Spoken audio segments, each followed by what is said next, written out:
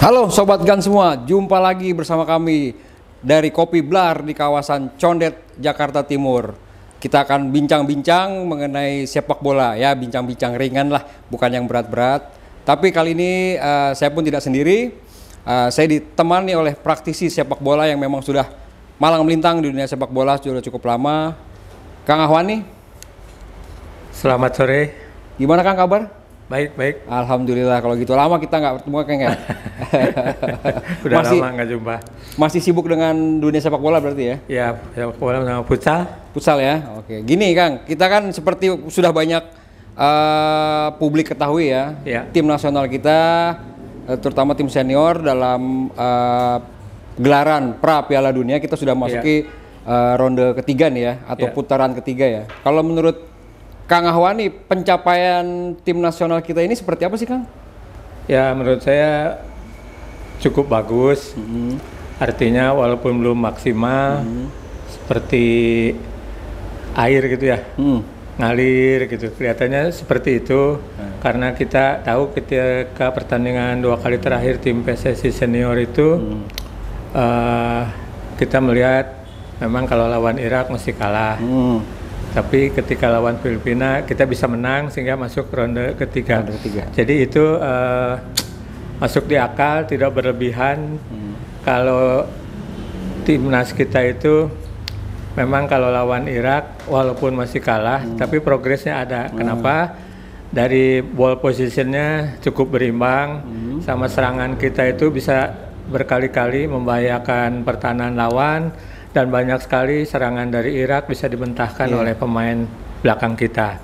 Jadi artinya itu sudah bisa memain bola. Kalau dari data statistiknya malah kita bisa menguasai bola dalam satu waktu tertentu itu antara 6 sampai 10 sentuhan bola sampai ke depan. Artinya kita bisa bermain bola tidak putus di tengah jalan. Karena kalau yang sudah kalau kita flashback lagi ke belakang paling 4-5 sentuhan hilang gitu ya. Oke Kang, ini kan kalau kita kan kalau masuk ronde ketiga atau round ketiga ini kan juga bukan kaleng-kaleng juga tim-tim yang hadir ya, kayak ada Korea Selatan, Jepang, Arab Saudi, bahkan Iran dan Australia yang memang mereka sudah terbiasa dengan kultur Piala Dunia ya. Kalau menurut Kang Ahwan ini kita persiapan untuk putaran ketiga nanti nih Kang? Kalau saya lebih ke psikologis, karena mereka harus percaya dirinya tinggi. Karena kalau lihat dari yang sudah-sudah baik U23 maupun yang senior, kan sama ya, porsi fisik itu bagus, versi taktik bermain bagus. Berarti itunya kan dipertahankan atau ditingkatkan. Tetapi kepercayaan diri mereka harus tetap dijaga dan lebih meningkat. Contohnya begini, yang kemungkinan ketemu lagi itu kan semua yang pot 1 sampai 6 itu nomor satunya itu kan artinya yang paling top akan ketemu sama kita. Salah satunya bisa ketemu lagi sama yang semodel Irak gitu ya, atau Iran, negara sesama dari negara sana. Tetapi kalau PD-nya meningkat, kita hanya melihat evaluasi perbaikan ketika lawan Irak. Lawan Irak itu kan penguasaan bolanya bagus. Kepercayaan diri ketika berhadapan, ketika menggiring bola berhadapan melewati pemain Irak bagus. Jadi menurut saya tinggal PD sama meningkatkan kecepatan. Paling tidak kalau sama Irak kita udah paham lah ya, karena kita udah 3 kali ketemu sama mereka kan. Paling tidak dari coach Sintayong juga mereka pasti ada evaluasinya. Ada evaluasi dan ada gambaran. Ada gambaran seperti apa. Mereka kan sudah menggambarkan pot 1 itu diisi sama Jepang, sama Korea, sama Iran, sama Irak. Sama Australia. Jadi Sintayong malah bicara sambil bercanda. Saya lebih suka satu grup dengan yang namanya Korsel. Karena dia udah paham juga dengan pemain-pemain Korsel ya. Paham pada permainan Korsel, dan orang Korsel juga paham Sintayong. Menurut dia tantangan. Menarik. Gini Kang, kan banyak di luar sana kan juga beredar informasi mengenai pemain diaspora ya. Apakah dengan masuknya kita ke round ketiga ini kita perlu menambah jumlah pemain diaspora yang baru, ataukah dengan pemain yang sudah ada ini ditambah lagi dengan beberapa pemain dari Liga 1 itu bisa mencapai nggak target yang dibebankan ke Sintayong? Ya, kalau menurut perencanaan PSSI kan akan menambah 2 diaspora. 2 diaspora sama melihat lagi pemain yang di Liga 1. Ya. Paling tidak sudah terwakili oleh Malik ya. Malik ini menurut saya punya prospek ketika diturunkan sebagai pemain pengganti melawan Tanzania ya. Tanzania, betul. Menurut saya dia kepercayaan dirinya ada, setiap dapat bola mampu mengalirkan, tidak takut salah, tidak terebut bolanya, tidak terpotong bolanya, artinya dia sudah bisa mencoba menyesuaikan bermain dengan teman-teman Liga 1 yang lebih dulu masuk. Ya. Artinya dia bisa mengikuti irama main tim itu. Jadi menurut saya nanti Sintayong dengan tambahan diaspora 2 dan tambah persaingan masuknya ada lagi yang dipilih dari Liga 1, menurut saya itu merupakan suatu kekuatan. Kekuatan itu bisa tumbuh bukan saja karena sudah lama sama-sama bermain, tapi juga ada sisi persaingan yang menarik. Seperti Justin juga seperti dia membuat statement ya di Instagramnya itu seperti marah sama pemain yang belakangan mau masuk. Betul. Kemana aja lu katanya. Bahasa kasar itu. Ya kemana aja lu gitu ya. Itu kan artinya ada persaingan ya. Betul. Justin dan teman-teman pemain yang di Belanda tahu kalau ada tambahan amunisi baru di timnas dari sesama mereka, dan mereka akan meningkatkan latihan pada saat mereka sedang dengan klub. Menurut saya ada positifnya. Itu gitu. Akan menambah kekuatan buat nanti masuk ke round ketiga. Nah, terus gini Kang ya, kalau menurut Kang Ahwani sendiri ya, apakah pemain-pemain diaspora ini mampu mempengaruhi permainan tim di lapangan atau tidak nih, dibanding dengan ya katakanlah kita kalau flashback 5 tahun ke belakang kan ada beberapa pemain naturalisasi juga ya. Dibanding dengan 5 tahun dengan sekarang ini, apakah pemain diaspora yang kita panggil sekarang ini, yang dipanggil oleh Sintayong dan PSSI, apakah itu bisa merubah pola permainan dari timnas? Ya, yang awal-awal kan itu angkatannya Rafael, Ivar, Elkan menghadapi Piala Dunia U20 ya. Betul. Itu ketika mereka datang belum bisa mempengaruhi, belum bisa membuat warna. Tetapi kalau yang belakangan udah pasti mempengaruhi cara bermain, warna bermain, kemudian ada playmakernya malah ya. Sebelum-sebelumnya kan kita nggak punya playmaker.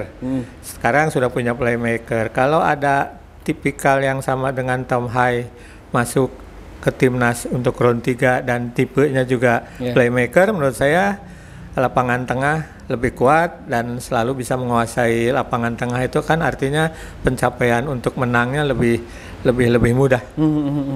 Nah sebetulnya progres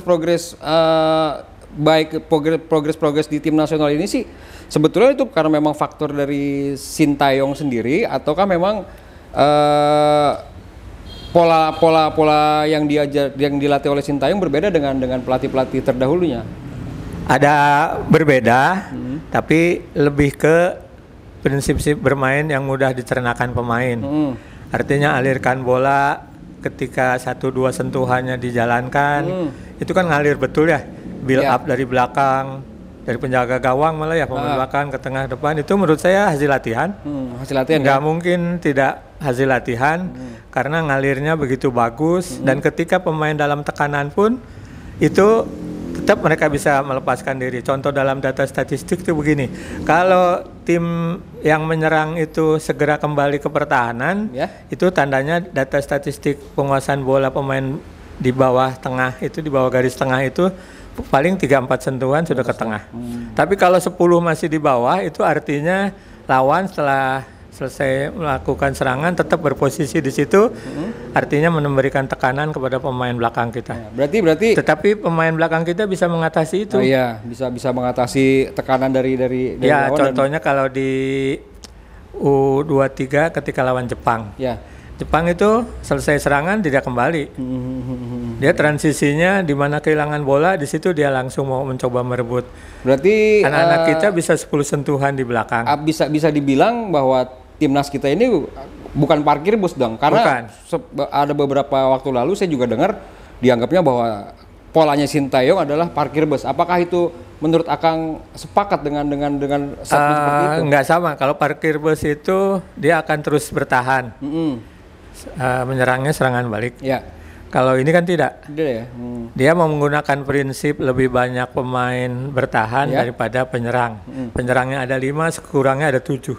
Penyerangnya ada 7, sekurangnya ada 10. Tapi begitu kita yang merebut bola, kita yang menguasai bola, langsung menyebar. Langsung menyebar ya. Langsung membangun serangan. Jadi statement parkir bus itu bisa dipatahkan lah ya. Ya, karena rumusan keduanya bukan satu-satunya itu. Ketika kita bertahan, jumlah pemain bertahan lebih banyak dari pemain penyerang, tapi ketika kita menyerang, kita harus lebih banyak dari pemain bertahan.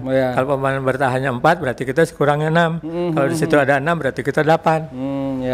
Nah, itu kalau parkir bus nggak seperti itu. Nggak seperti itu ya. Memang prinsip sepak bola modern di bertahan lebih banyak pemain daripada lawannya, ketika menyerang juga lebih banyak dari pemain lawannya. Jadi pemain tuh tahu kapan mereka harus bertahan, kapan mereka harus menyerang ya. Begitu setelah bertahan dianggap parkir bus, begitu mereka pegang bola, langsung menyebar seperti memang sudah diarahkan oleh dan serangannya kalau parkir bus kan pasti panjang, serangan baliknya kan ini tidak. Tetap angkat bola sesuai kebutuhan. Nah, kadang kita juga bermain panjang, tapi ketika bermain panjang itu ketika lawannya tidak banyak di daerah pertahanan lawan, jadi diangkat bola. Contohnya ketika kita lawan Korsel ya di U23. U23. Itu kan hanya dari Hernando kiper, kasih Witan, kasih Ivar naikkan bola ke Rafael strike memasukkan bola. Itu kan 4 sentuhan selesai. Jadi itu dimainkan ketika pemain lawannya masih banyak di daerah pertahanan kita. Setelah selesai mereka menyerang, kemudian Ivar lihat belum kembali, nah itu saatnya main panjang. Beda dengan dulu, bermain panjang itu salah karena ketika angkat bola pemain bertahan lawannya banyak. Penyerang kita satu, paling belum ada atau hanya satu gitu ya. Kalau sekarang tidak pernah dilakukan.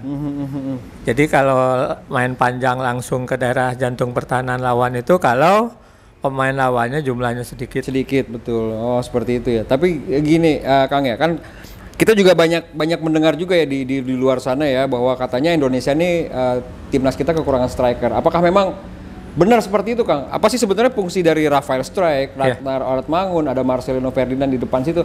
Apakah memang Indonesia ini nggak menerapkan sistem striker tunggal atau seperti atau target man atau gimana, Kang? Memang yang pertama sebetulnya pemain timnas kita jumlah mencetak gol ke gawang lawannya belum banyak gitu lah. Berarti belum terlalu produktif. Tetapi dalam sepak bola modern tidak harus selalu striker, bisa gelandang, bisa pemain belakang seperti Tom Hai ya. Kemarin masukkan kan dia pemain gelandang ya. Atau Rizky Ridho kan dia pemain belakang. Sebelumnya waktu lawan Vietnam, Jay Ijes misalnya. Jadi tipikal striker itu ada yang memang target man, artinya pencetak gol, tapi juga ada pembuka serangan, ada pembuat mengacaukan pertahanan lawan, atau kalau dia masuk di daerah pertahanan lawan tuh membuat pertahanan lawannya berbahaya. Dan tipe Rafael itu ada di 2 itu sebetulnya. Cuman sebagai target man-nya memang masih kurang gol yang dia cetak. Seperti ketika lawan Korsel kan dia bisa cetak 2 gol. Tetapi pada saat lawan Korsel juga tipikalnya muncul ketika memberikan umpan pakai back heel kepada Marcelino. Hanya sayang Marcelino-nya nendangnya kemana gitu ya. Padahal gawangnya sudah terbuka. Nah seperti itu. Bola diberikan kepada Marcelino itu bukan 1 kali. Ketika lawan Irak pun Rafael memberikan bola umpan yang bagus. Atau terakhir yang paling keren itu ketika ngebuka ruang buat Tom Hai memasukkan yang ke lawan Filipina kemarin ya. Lawan Filipina. Betul. Jadi ketika bersamaan dengan Tom Hai menguasai bola, dia bergerak ke arah kiri sehingga salah satu center back-nya itu mengikuti Rafael, membuka ruang buat Tom Hai. Membuka ruang buat Tom Hai dan Tom Hai langsung bisa cetak gol. Tapi menurut Kang Ahwani sendiri, kita sebenarnya butuh nggak sih striker tunggal atau striker yang memang tugasnya mencetak gol gitu? Butuh. Kalau memang butuh, kalau dari Liga 1 ini ya menurut Kang Ahwani siapa sih yang udah punya prospek bagus lah untuk menempati posisi itu? Tapi kalau memang belum ada, apakah kita perlu pemain diaspora baru untuk menempati? Kita kan berharap Malik ya, yang dari Madura United yang sekarang pindah ke Persebaya. tapi kayaknya belum sampai gitu kalau untuk round 3 ya. Oh, belum sampai. Belum sampai ya. Kelihatannya masih butuh. Jadi bisa berbagi sama Rafael, bisa jadikan tandem. Satu tipikal pencetak gol, satu tipikal pembuka ruang. Berarti kalau kita masih butuh pemain diaspora, katakanlah tadi Kang Ahwani bilang butuh 2 lagi ya.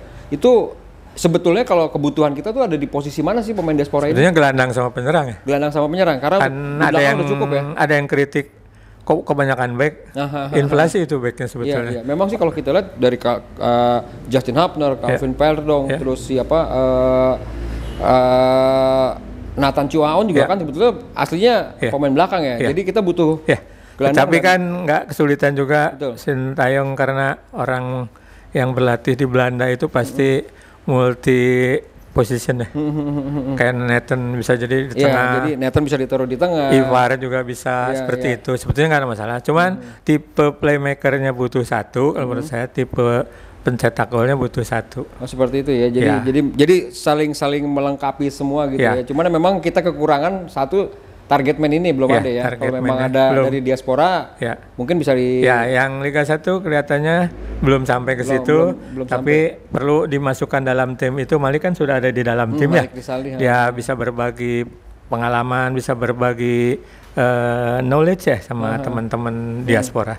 Diaspora tuh matang semua, bisa memiliki posisi, dan mereka kan ajaran sepak bola Belanda ya. Dari Johan Cruyff. Johan Cruyff dulu juga striker, tapi dia bukan target man. Kalau diserang Johan Cruyff bisa berada di samping penjaga gawang malah. Tapi ketika bola sudah dinaikkan dia sudah siap jadi striker. Tapi dia strikernya tipe pivot ya, pemantul, memberikan bola back pass, memberikan ruang, membuka ruang, memberikan bola kepada kawan yang datang dari belakang. Dia lebih suka Johannesken, lebih dicocokkan menjadi pencetak golnya menurut saya waktu mereka bermain, dan itu ajaran itu sampai ke semua, kayak Nathan bisa di segala posisi karena ajaran Johan Cruyff itu. Jadi istilahnya di timnas kita sekarang ini Belanda banget lah seperti itu. Ya makanya disebutnya kan timnas cabang ya, timnas pusat di KNVB sana. Katanya nanti FIFA Matchday-nya di samping Portugal dengan Belanda. Oh iya, rencana ada. Ada. Jadi rencana itu kalau jadi lucu nanti disebutnya timnas pusat lawan timnas cabang. Ya mudah-mudahan kalau memang itu bisa terrealisasi bagus banget Kang ya. Paling tidak kita bisa mengukur kekuatan kita tuh sebetulnya sudah di mana. Apakah kita memang masih di level ASEAN ataukah kita sudah ada peningkatan untuk masuk di level ASEAN? Kayaknya sekurangnya PSSI menyiapkan Portugal itu untuk persiapan round 3. Kalau timnas pusat kayaknya disiapkan untuk round 4 kayaknya. Round 4. Ya mudah-mudahan aja bisa. Memang Sintayong bukan pesimis tapi realistis menurut saya. Betul, dia mengejar round 4. Ya memang sih kita juga kalau mau bicara realistis ya seperti ini, karena memang di antara klub tim 18 tim itu kita 2 terbawah, kita hanya ada di atas Kuwait dan di bawah Korea Utara ya. Jadi posisi kita memang benar-benar katakanlah memang jadi tim anak bawang lah. Jadi di pot 4 itu menurut analisisnya Sintayong sama staf itu kan nanti deretan Uzbekistan kayak gitu ya. Jadi kan kita kalau ketemu Uzbekistan juga kayak kemarin di U23 juga kita masih agak kesulitan kan? Ya masih kesulitan. Tapi kan ada progres, bisa main, bisa mengimbangi permainan lawan. Itu yang disebut progres. Secara teknis itu bukan menang dulu ya, tapi bisa mengimbangi permainan. Penting ada progres dari sisi permainan kita. Kelihatan memang udah banyak yang bilang sih katanya kalau ngelihat tim nasional Indonesia sekarang ini kalau main udah seperti klub-klub di Eropa seperti memang itu. Ukurannya seperti itu. Kan waktu lawan kalah Uzbekistan kan kita tidak bertahan. Iya. Kalah sama Irak juga tidak bertahan di U23 Padahal kalau kita flashback lagi ke belakang kan, kalau kita ketemu Irak, ketemu tim-tim itu pasti Korea kita jadi bulan-bulanan. Jadi parkir bus itu dilihat ketika lawan Irak waktu pertama yang kalah 5-1 itu ya. Itu memang bertahannya sampai 10. Tapi kan nggak diperhatikan, begitu kita dapat bola kan bertebaran itu yang 10 itu. Mengisi tengah dan ke depan. Sehingga menurut saya parkir busnya kalau mau disebut itu sebuah negatif, 2 kali dong disebut. Harus parkir bus di belakang, parkir bus di depan. Karena ketika di depan lawan Irak pun jumlah pemain kita jauh lebih banyak dari pemain bertahan Irak. Dan tim nasional sekarang ini bisa bikin tim sekelas Vietnam pun frustasi gitu ya, menghadapi Indonesia. Ya, yang penting itu sebetulnya ketika lawan yang berat kita tidak di bawah tekanan. Betul. Ngalirkan bolanya biasa, tertekan gitu dia bisa melepaskan diri dari tekanan. Gini Kang, kita tadi bicara mengenai persiapan Indonesia untuk round ketiga ya. Nah, setahu saya kan untuk round ketiga nanti dimulai di bulan September ya kalau nggak salah ya. Di September. Nah itu kan berbenturan atau tidak berbenturan sih, berdekatan dengan ajang AFF. Nah kalau menurut Kang Ahwani sendiri, apakah ketika kita ikut di AFF harus dengan menggunakan pemain-pemain yang sekarang ini ataukah dengan lapis kedua? Menurut saya pandangannya PSSI harus ke babak kualifikasi. Lebih cenderung fokus di babak kualifikasi ya. Jadi untuk Piala AFF ini nanti bisa dipakai adalah pemain-pemain lapis kedua yang main di Liga 1 sambil kita memberikan jam terbang lah buat mereka, karena tadi kan kalau saya pernah baca bukunya atau analisnya Kang Ahwani kan, Kang Ahwani selalu bicara mengenai jam terbang ya atau istilahnya jam bermain ya. Nah kalau bisa dibahas dikupas sedikit, itu jam terbang atau jam bermain itu sebenarnya seperti apa sih Kang? Jadi kalau orang sudah pandai lah tahu menit bermain ya. Menit bermain, maaf. Menit bermain. Jadi sebanyak mungkin diturunkan sama pelatih berapa menit, lebih banyak lebih bagus kan. Orang udah pada tahu. Tapi kalau menit berlatih itu artinya di klub. Kalau di timnas nggak mungkin ya. Nggak mungkin ya. Karena waktunya pasti pendek. Jadi kalau di klubnya menit berlatihnya banyak, terus waktu usia mudanya juga berlatih banyak, itu artinya fondasinya kuat untuk dikembangkan ketika senior untuk bermain apa saja, mau tempo cepat, tempo lambat, main panjang, main pendek, duel dan lain Jadi sebagainya. Jadi skema pelatih udah bisa diterapkan. Bisa. Tapi kalau lemah di menit berlatihnya sulit. Nah kalau menurut Kang Ahwani sendiri, kalau untuk pemain-pemain yang ada di Indonesia ini menit bermainnya sudah mencukupi belum sih? Kalau menit bermain di Liga 1 kita udah bagus, udah standar. Dengan 18 klub peserta itu kan artinya sama dengan di Eropa. Tapi tingkat kelelahannya kan berbeda ya. Jadi interval waktunya itu tidak harus sama dengan teori seperti di Eropa, harusnya diperpanjang sedikit. Kenapa? Karena Papua dari Jayapura misalnya waktu Persipura masih di Liga 1 ya, dia mau main ke Medan misalnya atau Palembang, kan jauh ya, dengan 3 hari interval, 2 hari di perjalanan, habis itu tenaga. Nah gini Kang, ini kan kita kalau tadi kita bicara tentang timnas seniornya, biasanya kan kalau bicara tentang timnas senior kita juga kan nggak bisa nutup mata lah, harus ada pembinaan di belakangnya, di bawahnya dari bawah. Nah menurut Kang Ahwani sendiri, kalau untuk pembinaan sepak bola kita ini seperti apa sih? Apakah memang sudah standar internasional atau masih ada yang kurang atau apa? Kalau standar ke timnas sih yang kita tahu dan pengkritik harus juga tahu, lengkap kok dari segala lapisan timnas ada. Dari mulai senior 23, 20, 19, 17, 16 ya yang sekarang terakhir timnya siapa? Nova Arianto, betul. Itu udah standar. Yang belum standar itu di kompetisinya, makanya kita jangan marah ketika Liga 1 belum dianggap standar. Gini, contoh kecil aja lah, salah satu negara Eropa, Belanda aja. Jadi yang namanya kompetisi itu misalnya sama dengan peserta tim kita 18, tapi ada kompetisinya yang U21, U19, U17, U15. Kalau timnasnya sama, Belanda punya U15, U17, U19, kita pun sama. Tapi kalau klubnya nggak sama kan? Kita di klub belum ada. Nggak ada. Jadi kita hanya sebatas Liga 3, Liga 2, Liga 1. Ya, kan ada EPA. EPA itu kan pemainnya dikumpulkan segera menjelang kompetisi. Kalau di sana kan memang di klub itu ada latihannya. Seperti Rafael itu kan 19. 19 ya. Oh, jadi memang Rafael itu 19. Terus sekarang naik berarti U21.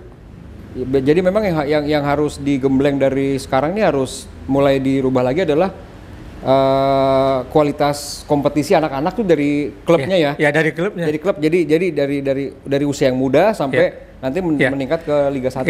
Kita bangga punya EPA, tapi maaf ya, EPA itu dibikin untuk liga-liga yang masih lemah penjenjangannya. Maksudnya? klub pesertanya kan kalau di Belanda kan ada senior 21, 19, 17 sampai 15. Karena kita nggak ada. Nggak ada ya. Tapi kalau menurut Kang Wani perlu nggak sih ada sosok khusus atau memang lembaga khusus yang untuk menangani masalah usia dini ini kan? Ya memang. Kalau PSSI udah ada belum? Udah menangani itu belum? Kan PSSI-nya belum membuat regulasi bahwa kompetisinya tuh harus seperti itu. Kira-kira mau dibikin nggak? Kalau kita kan bicara jangka panjang ya? Mestinya harus dibikin kan. Pak Erick Thohir itu kan orang klub Liga Eropa ya. Liga Eropa iya. Liga Amerika juga. Iya karena mestinya tahu, tapi dia pasti ngitung pakai budget. Klubnya pasti belum mampu. Iya makanya kalau kita hanya bicara nanti di ujungnya adalah tim nasional, tapi di bawah-bawahnya juga kita nggak dibangun ya percuma dong kan. Percuma. Memang jalan tengahnya Pak Erick Thohir makanya timnasnya aja yang ada dulu. Timnas dulu yang di kalau nanti kan klubnya yang harus. Jadi kepada kita yang pencinta klub Liga 1 ya jangan marah dulu kalau Sintayong bilang Liga 1 nggak berkualitas itu maksudnya pertama tadi memang kita tidak mungkin menghasilkan permainan tim dan pemain terbaiknya di setiap kompetisi karena jarak Indonesia itu sama dengan Eropa. Betul.